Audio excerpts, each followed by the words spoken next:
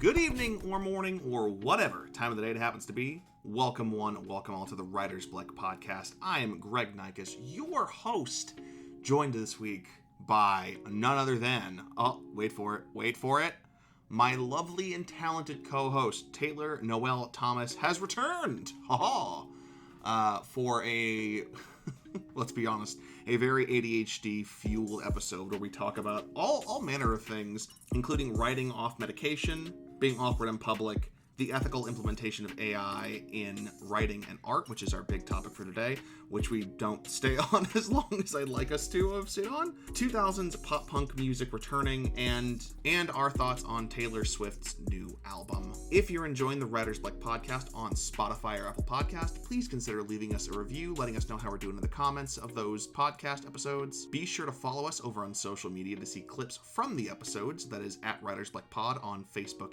Instagram, and TikTok. And if you want to go the extra mile and get all episodes of the podcast one day early, please consider heading over to our Patreon. That is patreon.com/writersblockpod. All right, now let's join Greg and Taylor deep in what I can only assume is a very well thought out and thought-provoking conversation. Take it away. The downside is my sunroof leaks, so I was getting pretty regularly rained on the entire time. Aww. I also had a guy that fell asleep in my passenger seat, which, first of all, if you get an Uber and you try to get in the passenger seat, what are we, on a date? Get in the back. I never understand people who do that. But then on the other hand, I've had Uber drivers, usually creepy men, who specifically tell me, don't sit in the back, come sit next to me. And I'm like, I don't want to sit next to you. I actually want to sit in the back. Thanks. Yeah, no, I hate that. It's a whole messed up industry. Everything is messed up. It's so messed up right now. The whole world is. The whole world is messed up, and I've been trying to disassociate as much as I can, but that's becoming problematic, so. Same. Especially being off medication, I'm like, the best I can do right now is dissociate, because if I really buckle in, I don't know if I'll make it. I really don't. Yeah, I was, I relapsed pretty hard into drinking for a good little bit there. I've stopped that now, but I've been locking myself in my office. I'll play a video game. I'll attempt writing something. I will budget if I can, and then fill out my many job applications. That's been the nice thing about all the interviews with these press junkets that I've gotten on. It's it's something to do. I can prep for that and over prepare, and it's great. So I guess speaking of that, how is Taylor's return to writing been going? I haven't written anything new, but I have been at least revising old stuff. Does that count? No, yeah, that totally counts. I've not written anything new, but I'm at least looking at stuff from that I wrote during my program and things like that. So I'm like, okay, that's something. Still have not written a damn thing. It's hard. I just this week I got into. I think I've fallen into a trap because I've done kind of the opposite, where I've written a bunch of stuff, but I now have a bunch of things that I've started that I am worried I'm not going to finish any of. So that's problematic. And also none of it's anything I've been setting out to write. I was editing tomorrow's podcast, and I stopped and I was like, inspiration. And I flipped over to Word, and I was like, oh my god, all these things. I wrote 3 chapters of a novel that I'm never going to finish. I feel like I always have so many one-offs. I'll have a chapter here, a single chapter of novels I hope someday to write, and I never finish. I always just have a single chapter and that's it. The thing I started writing yesterday, it is in a world where I finish it and it works out, it's a middle school grade book about a kid and his dad who start a travel baseball team by pulling in the misfits that didn't get into the other little leagues in town. And then I wrote the first 3 chapters, which are just this setup, and then it's okay, cool, we're in the meat of it now. Now all of it is everything. I have to now build all the characters and build all the things and this and that. Nope. Yeah, not consistent. I'm not the most consistent person in the world. And it's I am not either. Again, all these press junkets I've been on, they're giving me inspiration to try writing, but it's I still have ADHD. Taylor, I'm not even kidding. I was up here yesterday, and I stopped, and I noticed there's a crack in my ceiling, and when I snapped out of it, I realized 4 minutes had passed. Yep. I spent 4 minutes staring at a crack in my ceiling. Oh, yes. And same with like I say I'm revising things. Every writer I know when they do this when they do the revision process, it's a very in-depth and it's a timely thing because you're actually taking the time to go through all your work, all that jazz. That is not what revision looks like for me. Revision, I might read it once and then I'm like, that's done. Okay, most of the time if I can just get it all out, I'm proud of myself because I am not like a revision kind of girl. I just one and done, baby. On to the next thing. And Yep. that is not good. I feel that in my bones. I went back to like look at what I had written yesterday, and there are so many spelling errors. There are so many grammatical errors because I just go. And I'm terrible with I don't know if I just wasn't paying attention in elementary school, but I actually have horrible grammar. Just there's so many errors in all my pieces. So I just have my husband just literally read everything through. I'm like, tell me everything that's wrong. I was like, I know you don't really have any expertise about the writing portion, but I know you can get every single grammatical error. And that's what he does. And then I say, okay, the piece is done now. And I know. So when I say revisions, it's mostly just grammar. And I'm like, Taylor, this is not the real revision process. And I just, without medication, I just can't seem to care. What I'm hearing is like a true professional. You've hired help. You've hired a personal assistant, a copy editor to Yes.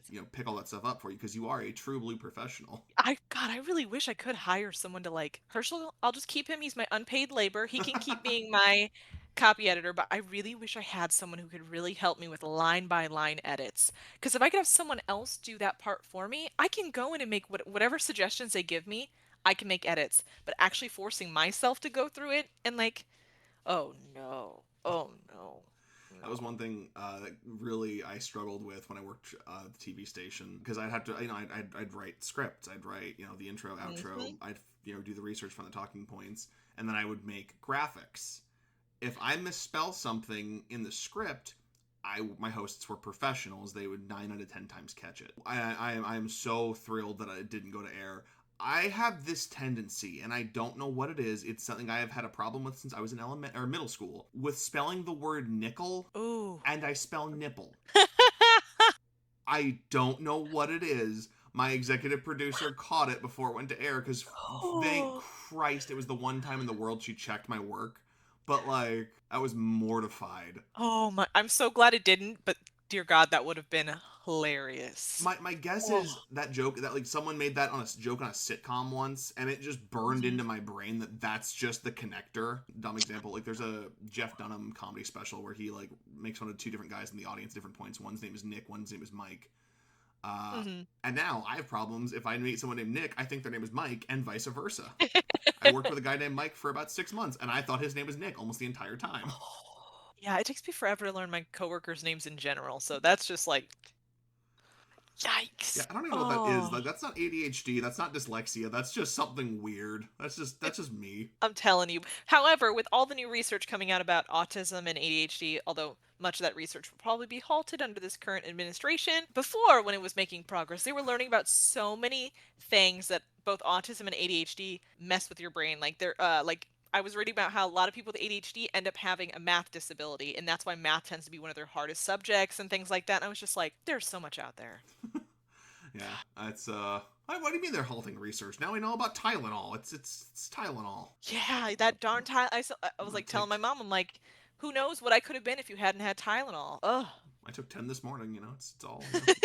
There is a lot of research coming out about emerging overlap between ADHD and autism, and that it's more likely that if you have one, there is a chance you've got like if you have ADHD, you're more than likely at least a little on the spectrum. They're like they used to see them as like little distant cousins, but now they're thinking they're more like siblings, and I'm like, Yeah, yeah, it makes a lot of sense. yeah. Yep, because ever since I was a kid, I've had major sensory issues. Like if something felt weird on my skin, I would have these full-blown meltdowns, and my mom would just be like, I don't know what to do with her. Like none of my other siblings were like this, but I was just this malfunctioned kid, I guess. I would pivot between being incredibly social and then very antisocial. Like one of my earliest memories is I was 3, and my dad had a little car seat on the back of his bicycle, and we were like right down the street to my his best friend's parents' house, Mhm. and they were Papa and Nana Fresh Hour. This memory, he's like, "Oh, say hi, Greg," and I was like, Yep. And then I got like super social in elementary school, and then I was.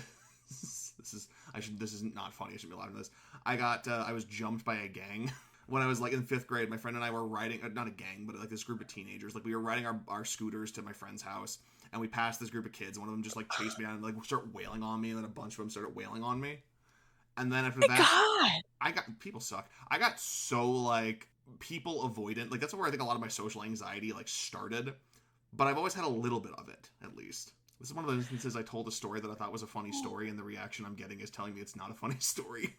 No, that's so because I do the same thing to Herschel. I'll be telling him like some aspect of my childhood, and he's like, Taylor, Yep. that's not okay. And I'm like, hey, it was so funny. And he's like, No, Taylor, no, it's that's it's traumatizing. trauma. And I'm like, oh, okay. Oh, okay. Yeah, one of the things I've been working on, kind of just to again keep my brain occupied, is I revised my old stand-up set because I want to try doing stand-up. I've wanted to try since 2019.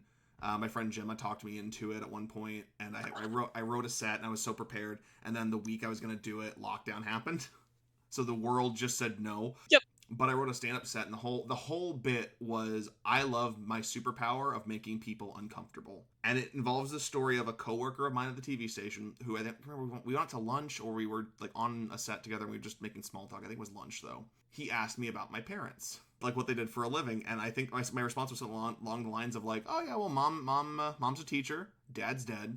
Ooh, ketchup." Like that's just a totally normal thing, and I was just off to the races. Like, I would Yeah. have been like, oh, okay.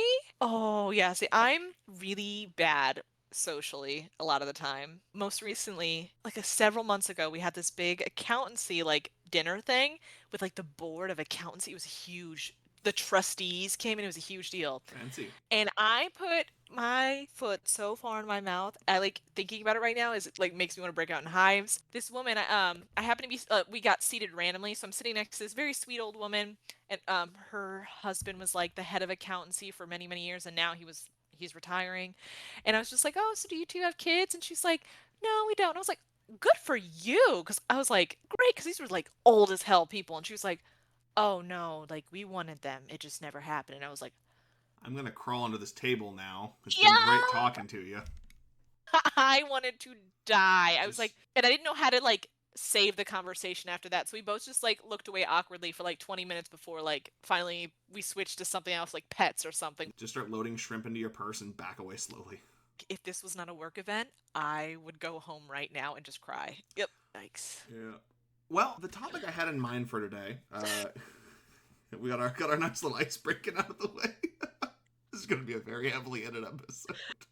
But Yes. that is okay, because honestly, this is one part just us hanging out because I enjoy your presence, and one part let's talk about writing. So there's been a lot of talk in the creative space about the implementation of artificial intelligence. And so I thought you and I, as the experts that we are in the field of art and writing and all things in the world, to talk True. about our thoughts and feelings on the ethical implementations of AI in art and writing. I'm just not here for AI. And everyone like I'm one of the few people in the world, and unfortunately Notre Dame is embracing it so much that I might have to start incorporating it into my job, which eats me up alive. My biggest critiques of AI, it's damaging our world, it's using up all of our water, data centers, things, all those things. It's just horrible. Not to mention our electric bills are going up. Like think about all these places. We are the ones, we the citizens are paying for all of these companies, and that's not fair. I don't like the fact that it's essentially stealing from other people. I don't like that. I think people should be able to come up with their own work. If you're going to use AI, you can use it to maybe edit, although I don't agree with that either. Some of this, like data centers and stuff like that, they're in other countries. They're having people making like $1 an hour and things like that. I don't agree with that. But mostly it's the planet for me. It's the planet. Yeah. Until you can solve some of those bigger issues, we shouldn't be using AI at all, but I have no control. So that's me up on my pedestal. Mhm. I just don't like AI. Yeah. I should clarify, I don't like generative AI. Okay. Yeah, that's a good one. See, I'm kind Yes. of two minds about it because from a research perspective, it has been so helpful in finding like, little tidbits. Because I would, again, just in this whole process of doing these interviews and these press junkets, it's gotten a lot easier to track down stuff, even if Yeah. it's just, hey, can you give me a source for this so I can look into it further? Mm-hmm. I think Adobe Premiere has some very interesting tools. Like there's AI tools for audio restoration. Yeah. and things like that. There's a lot of good implementations for it. The problem is, I think we as people are just so greedy and void of idea that, Yes. and so afraid of failure. I think in a lot of cases with with Oh that my second gosh. point, it's being used and abused. And yeah, not to mention, like, Yes. yeah, there's all the stuff with the planet, but we have corporations that are going to bleed us dry, make that problem Yep. worse while forcing humans out of jobs, while also producing some of the most soulless art ever made. And that, like, there was like a discussion I saw on Twitter, I refuse to call X, I always clarify that, where people were saying it's ableist to critique artists who use AI to create all of their artwork because it's not fair that they wouldn't have been able to create that artwork without AI. And it's like, I'm sorry, but like, one, well, talent itself is not a right Mm, at all. Two, if you want to get better, you have to actively practice and try. But if AI is just creating all these things for you, you're not actually doing anything. You're not creating anything original. You're not doing anything. And so you shouldn't be able to label yourself as an artist. Like, unless you are doing, honestly, like 75% of it, and even that, I would like it to be a little yeah. bit higher, then you can't classify yourself as an artist, whether you're a writer, artwork, anything. Like, if AI is doing most of it for you. And I've messed around with like the Meta AI image generator stuff when that first came Hmm. out. Like I had it, like I did a whole thing of it generating fast food mascots as D&D characters because I had nothing better to do with my time. Yes. That's the problem I think with it. Also for for me at that point, but also I think ADHD in general. It's a very enticing toy to play It with, is. It but is. then yeah, you got to realize like the implications are bad on the whole planet. Like those McDonald's guys, like that's fun and good. What was the Yes. environmental outcome of that? And even like if we push aside like the environmental aspect right now, because that's my bigger issue, but like if we're just talking about like art as a whole and stuff, it's like, don't you want to create your own things? Yeah, like there's plenty of ways to create. That's something that I feel Yes. like for me, I talk all the time about how I want to get better at drawing and comic books and this other stuff, and it's like I've tried and I've gotten better at art, but I still am not at a level. I'm not at a level I am happy with. I don't think I'm going to Same. improve much more, and I don't have the Yes. attention span to Hmm. dedicate the time I need to do to it. But there's other ways to create.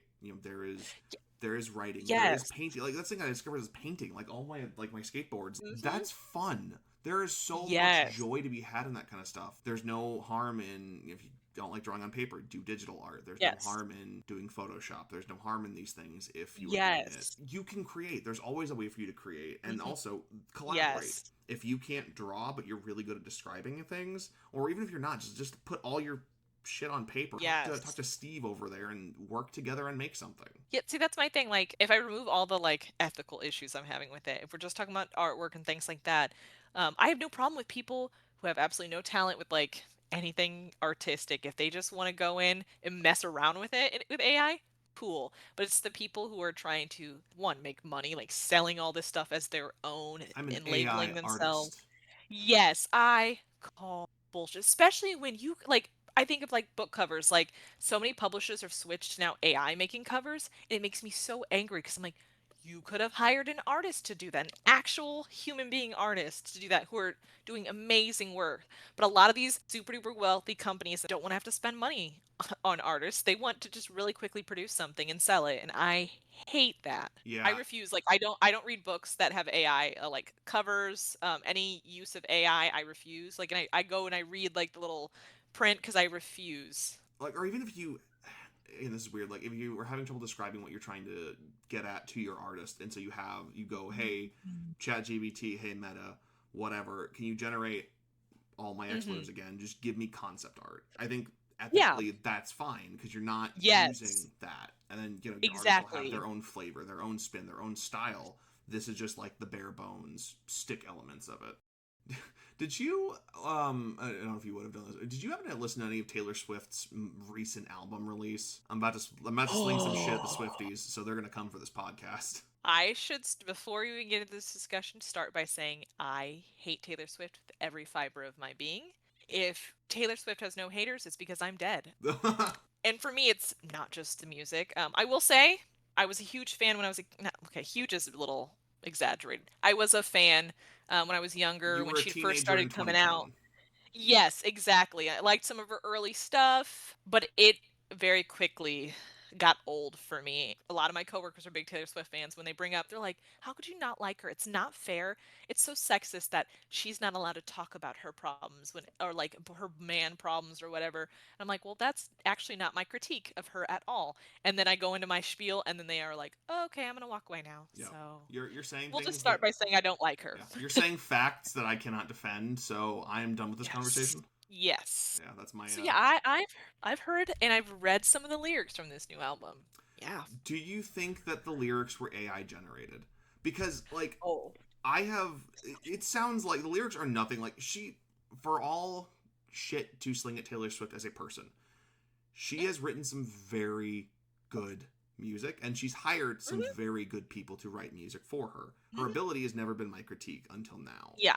This does Uh-huh. not sound like anything that she's ever done before, and I don't mean Mhm. that in terms of tone.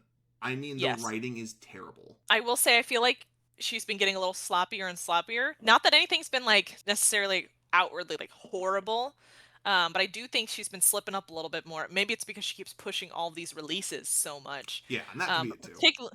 that could be it too, but yeah, this, I will say this felt very AI. I don't know what she was thinking with this album at all, but then again, Clearly about Travis Kelsey's penis. very weird. Very weird. So that's another She part of the made his album that's mom just listen to that. Like, that like the whole album felt she's not really someone who's so like vulgar, and I have nothing wrong. I love vulgar artists. That has never been a problem. But she's never been like that. And that's what also makes me question this album and whether she used AI. It is so tonally it doesn't sound like her at all, or at least this image of herself that she's projected. yeah, like it gives off with that, and it gives off like Miley Cyrus post Disney vibes, except Yes. Worse. Taylor, yeah, worse, but like Taylor Swift doesn't like need to do that. If that makes any sense, like No. that is very much in a teenage shift into adulthood type thing. And my thing is part of Taylor Swift's wide appeal to particularly white audiences is that she has kept this imagery of like innocent, young white woman. And this album kind of ruins that image a lot because of the vulgarity, but because it just felt so Icky. yeah, just the whole thing. I mean, there's even lines in one of her songs. I have no idea which songs where she says, "I'm not a bad bitch, like I'm not a savage" or something along those lines, That which was one of the lines that I think is AI generated. I would not be surprised, but also it felt very targeted considering her now fiance has a history of repeatedly dating black women. I was like, "Ooh." Ooh. I'm like, "It's interesting, interesting." There's a lot about this album for me. In general, I've always felt Taylor Swift is a very insecure woman, which is also part of the mass appeal. Like, she's just like us. She's so like There's nothing I do innocent. better than revenge either, Taylor. We're the same, you and me. But this album really I felt highlighted, and maybe it's part of it's the AI usage, but like it really highlighted just how insecure and malicious she is. I heard a comment that was like she's trying to out Sabrina Carpenter, and she's Oh. failing at it. Like Sabrina Carpenter does that, and it's chef's kiss. It's phenomenal. Like it's so good for the most Yeah, part.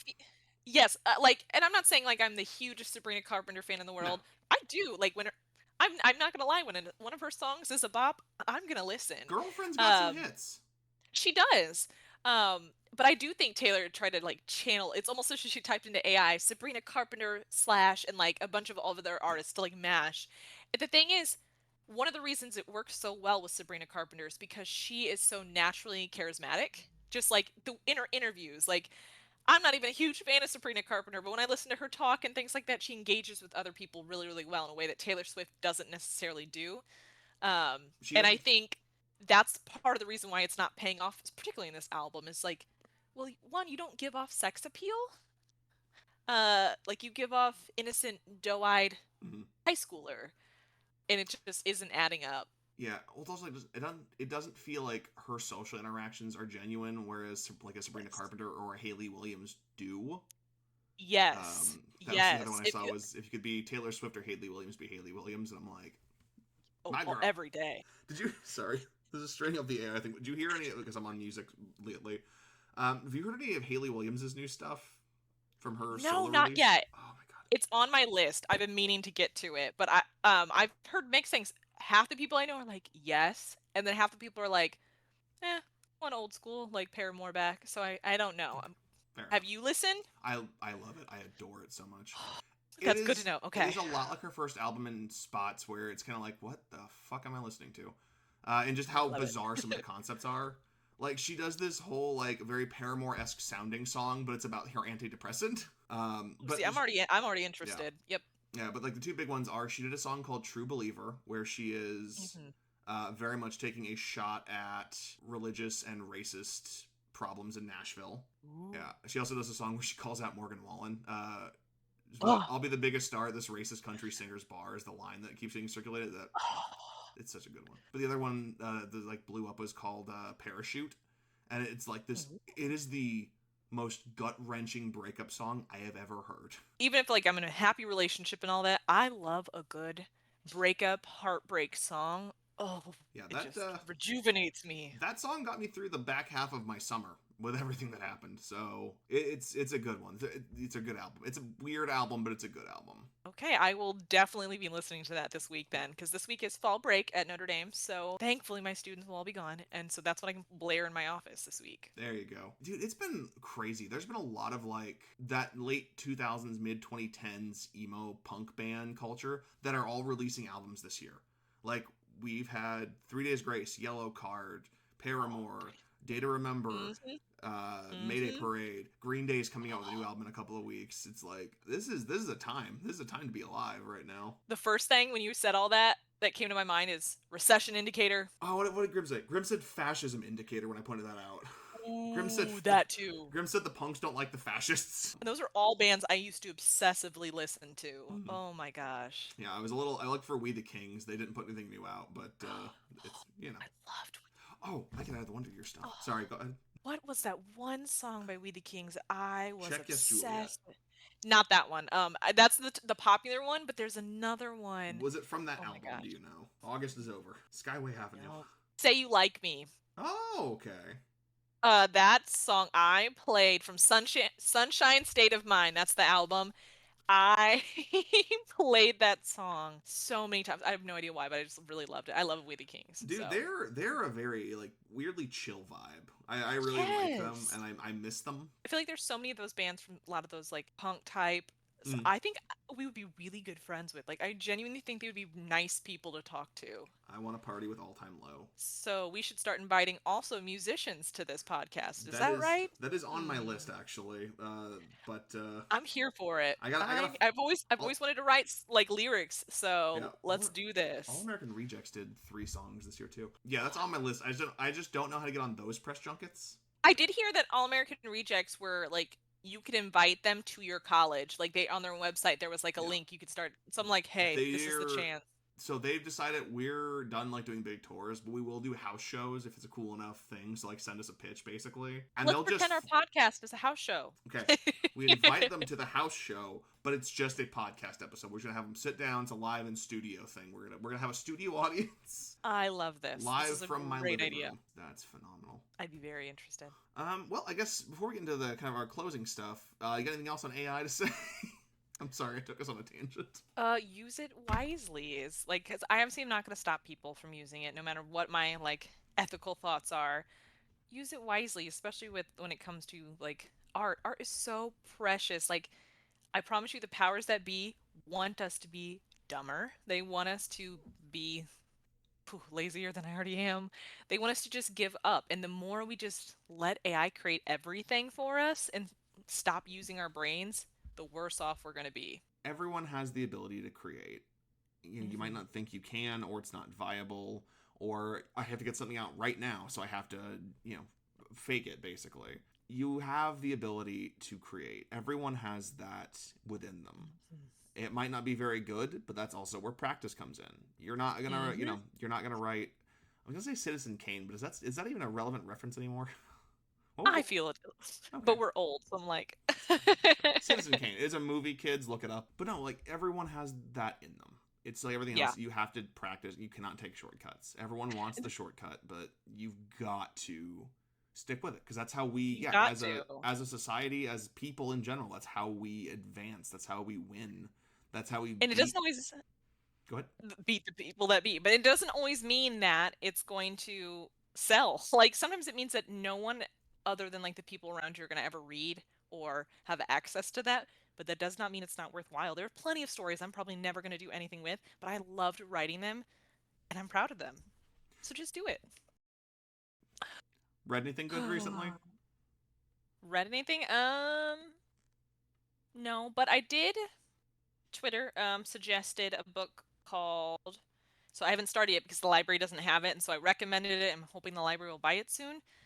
But it's called "Promise Me You'll Shoot Yourself" by Florian Huber. I I know promise. that's it's about what happened to like people who supported the Nazi ideology once World War II ended. Many of them killed themselves and their families because it was like, oh my gosh, everything I've believed in has now been crushed. It's now a bad thing to be a Nazi, which was always a bad thing. Yeah. What do I do now? And many of them took themselves out and their entire families. And I want to read about that history because also it just makes me feel good. That is fascinating. Not about their families, so that part's Oh really yeah, sad. yeah. But them, I'm like, yep, bye bye Nazis. So, in kind of a similar vein, I haven't read this yet. The podcast episode that's coming out, time of recording tomorrow, I interviewed a children's author named Christy Mandan, and she does a bunch of like children's books. She writes and illustrates them herself. No AI. But one of the books she has, it's a book coming up. It's coming out on Halloween. It's called Bittersweet, and it is about the real world history surrounding the German candy bomber who post World War II was dropping like candy and stuff on kids so they could have something to eat. Like they were dropping supplies on people in war torn Germany post World War II.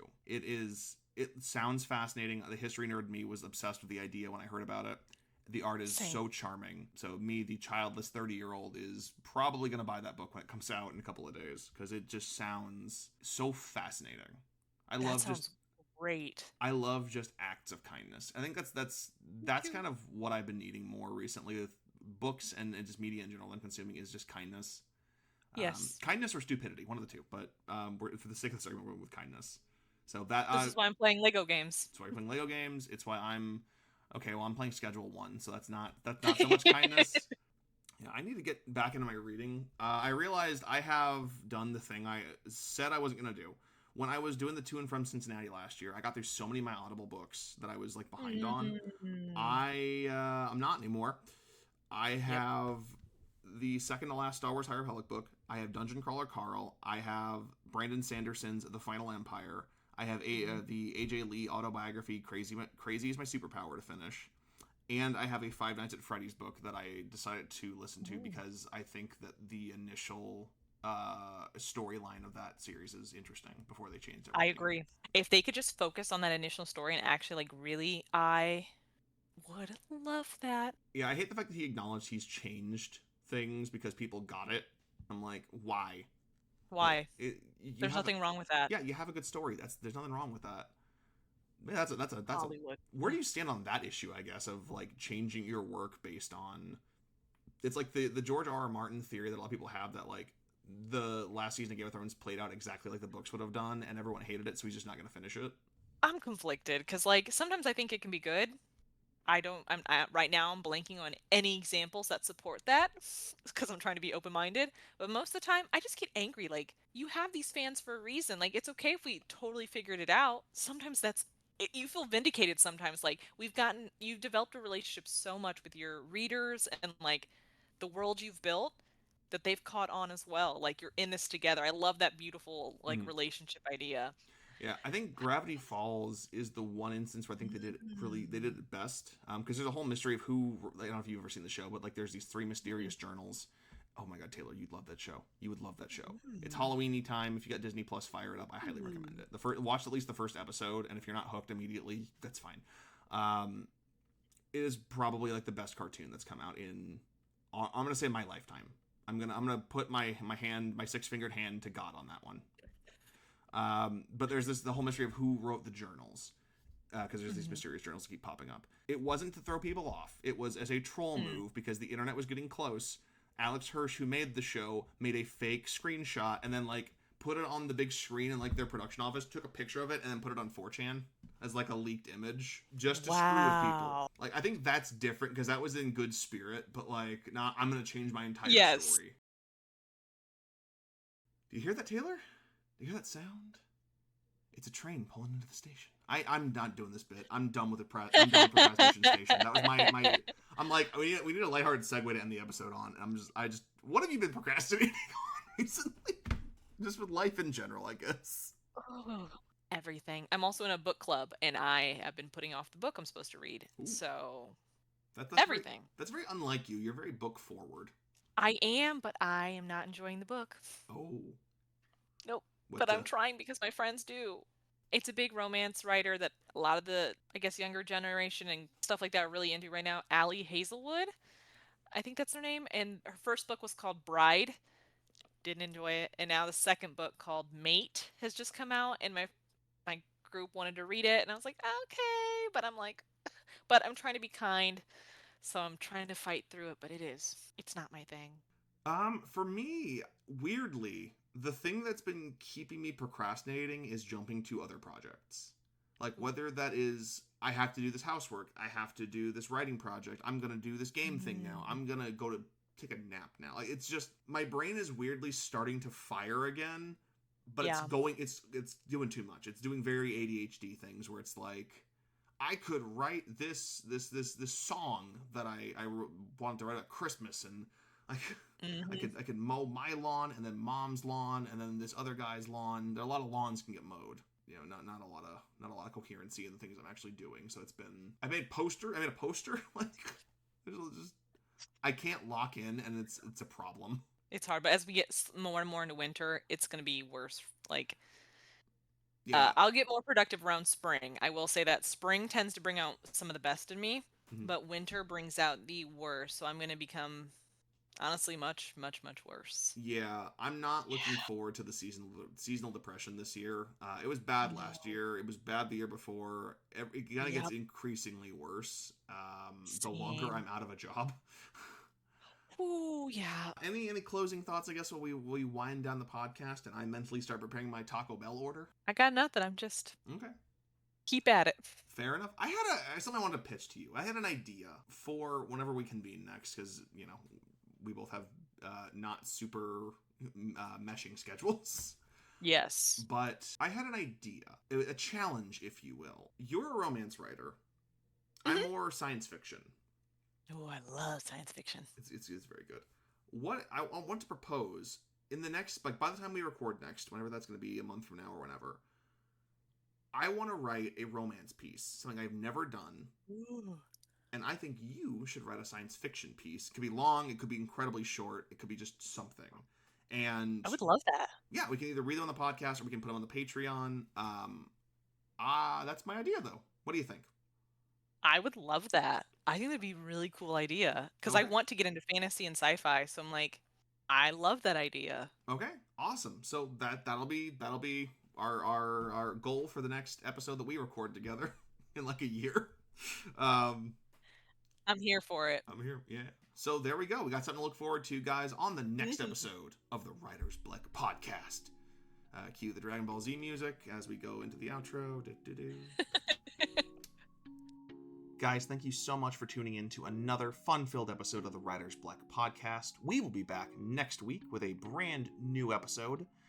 Sunday over on our Patreon, patreon.com/writersblickpod, and Monday on Apple Podcasts and Spotify, wherever you get your podcasts. Apparently we're on more than platforms than just those two. I did not know that, so I gotta figure out what all we're on. I'm really acing the whole running a podcast thing, aren't I? If you want to see more from the Writer's Blick podcast, though, in the meantime, head over to our social media. We have TikTok, Instagram, and Facebook at Writer's Blick Pod, where you can see clips from the show and let us know how we're doing in the comments below on those social media posts, or of course leave us a review on your podcast platform of choice. We'd love to hear from you guys. Until next time, I've been Greg, she's been Taylor, you've been awesome, and keep writing.